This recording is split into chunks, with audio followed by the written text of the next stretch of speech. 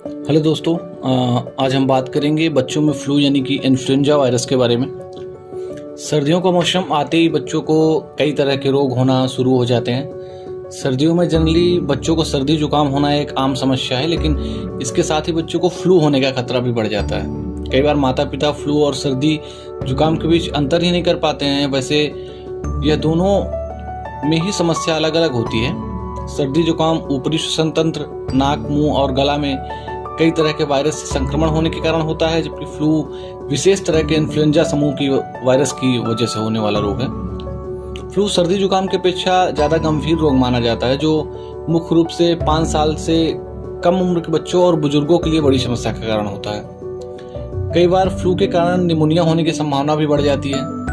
तो इस वीडियो में मैं आपको बताऊंगा कि बच्चों में फ्लू इन्फ्लुएंजा वायरस के पूरा विस्तार से बताऊंगा। तो दोस्तों नमस्कार, मेरा नाम है करण मल्होत्रा। अगर आप हमारे चैनल पे नए हैं तो हमारे चैनल को अपना डॉक्टर KM को सब्सक्राइब करिए। वीडियो अच्छी लगे तो लाइक करिए। चलिए शुरू करते हैं। कई बार फ्लू होने के कारण निमोनिया का संभावना बहुत ज़्यादा हो जाता है दोस्तों। तो बच्चों में फ्लू होने का चांसेस होते हैं बहुत ज़्यादा, 5 साल से कम उम्र के बच्चों में ज़्यादातर। तो वायरस में फ्लू के प्रकार क्या होते हैं दोस्तों, जिससे बच्चों में फ्लू हो जाता है? तो इस इन्फ्लुएंजा वायरस के 4 प्रकार होते हैं। जनरली A, B, C और D होते हैं। जिसमें पहला होता है फ्लू इन्फ्लुएंजा वायरस A और B में, जिसे आमतौर पर सर्दियों में फ्लू का वायरस A और B संक्रमण की वजह बनता है। वायरस जो C होता है वो फ्लू के कारण वायरस से श्वसन तंत्र में हल्के दुष्प्रभाव होते हैं। इससे संक्रमित होने के बाद भी व्यक्ति को कई बार कोई लक्षण महसूस नहीं होता। फ्लू का यह प्रकार महामारी का कारण नहीं बनता है, लेकिन वायरस D जो होता है वो मुख्य रूप से जानवरों को प्रभावित करते हैं और यह व्यक्तियों को संक्रमित नहीं करता है। बच्चों में फ्लू होने के सिम्टम क्या होते हैं? फ्लू या इन्फ्लुएंजा को श्वसन रोग कहा जाता है, लेकिन जब बच्चों को फ्लू होता है तो उसके पूरे शरीर में इसके दुष्प्रभाव देखने को मिलते हैं। आमतौर पर वायरस की चपेट में आने के 2 से 4 दिनों के बाद इसके लक्षण दिखाई देने लगते हैं। यह लक्षण तेजी से बढ़ते हैं, जिसे नवजात शिशु में फ्लू के लक्षणों और संकेतों को पहचानना मुश्किल होता है। तो कई बार इसको बैक्टीरियल इन्फेक्शन समझ लिया जाता है। इसके साथ ही 6 महीने से कम आयु के शिशुओं को बेहद ही कम मामलों में फ्लू की समस्या होती है। बच्चों में फ्लू के अन्य लक्षणों को हम इस वीडियो में आपको बताएंगे, जैसे बच्चे को तेज बुखार होना, यानी कि 40 डिग्री सेल्सियस तक हो सकता है आपको। मांसपेशियों में दर्द हो सकता है, जोड़ों में दर्द, सिर दर्द होना, गले में दर्द होना, नाक का बहना या फिर नाक का बंद होना, खांसी होना, जी मचलाना, उल्टी होना, दस्त हो सकती है, थकान आना, ये सब लक्षण है उसके। नवजात शिशुओं को फ्लू में सुस्ती, भूख कम लगना व रक्त संचार के स्तर में कमी आ सकती है।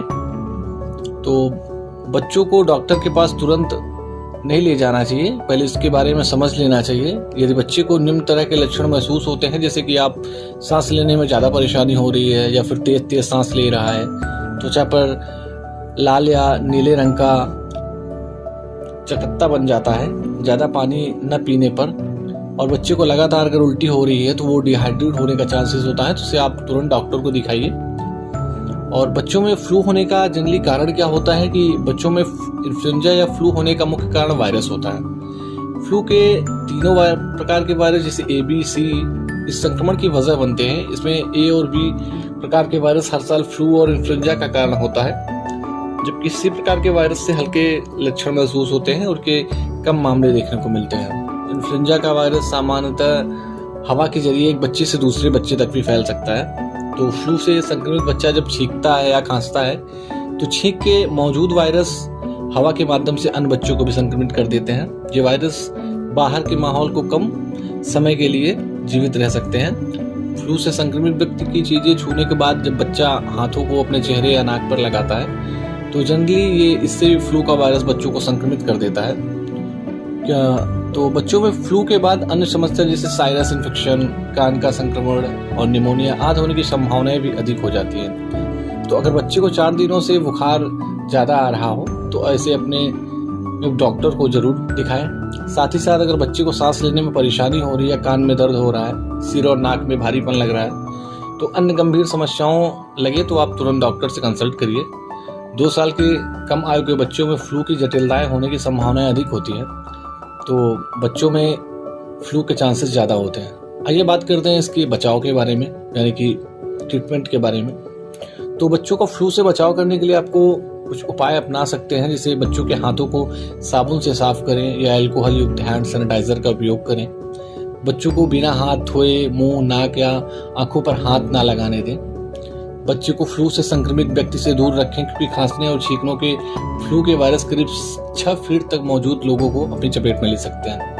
तो बच्चों को खिलौने को साफ रखें हमेशा, क्योंकि बच्चे बाहर से आते हैं तो भी खेलने लगते हैं, तो इसलिए आप अपनी सावधानी बरत सकते हैं। 6 माह से अधिक आयु के बच्चे को फ्लू से बचाव का टीका लगवाना बहुत जरूरी है। अगर बच्चा टीका देने की निश्चित आयु से कम है तो उस बात का ध्यान दें कि बच्चे के आसपास रहने वाले लोगों को ये टीका अवश्य लगा हो।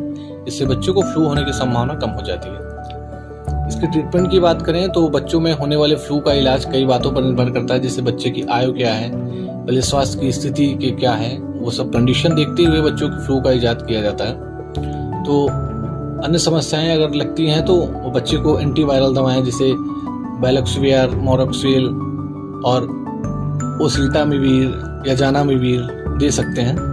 यह एंटीवायरल दवाएं हैं जो रोग की अवधि को करीब 2 दिनों तक कम कर देती हैं। कई मामलों में यह दवाएं वायरस को बढ़ाने से रोकती हैं, जिससे यह रोग फैलता नहीं है। फ्लू से बचाव का सबसे बेहतर तरीका टीकाकरण है। इस रोग को एंटीबायोटिक दवाएं काम नहीं करती हैं, क्योंकि यह केवल बैक्टीरियल इन्फेक्शन का इलाज करती हैं, जबकि फ्लू एक वायरल इन्फेक्शन होता है। तो कुछ हम घरेलू नुस्खों की बात करेंगे तो इसके लिए आप ये सब कर सकते हैं, जिससे फ्लू के लक्षण 1 सप्ताह से अधिक समय तक भी रह सकते हैं। तो इस दौरान आप बच्चे को होने वाले दर्द को कम किया जा सकता है, जिसे हम कुछ होम रेमेडीज बता रहे हैं, जिससे बच्चों को आवश्यकता अनुसार आराम करने दें। बच्चे के पसंदीदा हेल्दी ड्रिंक्स पीने के लिए दें, ताकि उसके शरीर में पानी की कमी ना हो, अन्यथा वो डिहाइड्रेट होगा तो और भी प्रॉब्लम्स बढ़ेगी। बच्चे के कमरे में ह्यूमिडिफायर का उपयोग करें। इस उपकरण से बच्चे के कमरे में नमी बनी रहती है, जिससे उसको सांस लेने में आसानी होती है। और फ्लू होने पर बच्चे की नाक बलगम से भर जाती है, तो ऐसे में शिशु मुंह से सांस नहीं ले पाता है। वही मुंह से सांस लेते समय खाने का निवाला अंदर निकलना बच्चों को मुश्किल हो जाता है। ऐसे में खाना खाने से पहले और सोने से पहले बच्चे की नाक को अंदर से अच्छी तरह साफ करें। शिशुओं की नाक को साफ करने के लिए कई तरह के सक्शन वाल्व आते हैं, जिसकी मदद से आप नाक बंद को साफ कर सकते हैं। तो दोस्तों, आज हमने जाना बच्चों में फ्लू की समस्या के बारे में। तो उम्मीद करते हैं दोस्तों आपको वीडियो अच्छी लगी होगी। अगर जानकारी अच्छी लगी हो तो हमारे चैनल को सब्सक्राइब करिए, वीडियो को लाइक करिए। मिलते हैं अगले वीडियो में, तब तक के लिए नमस्कार।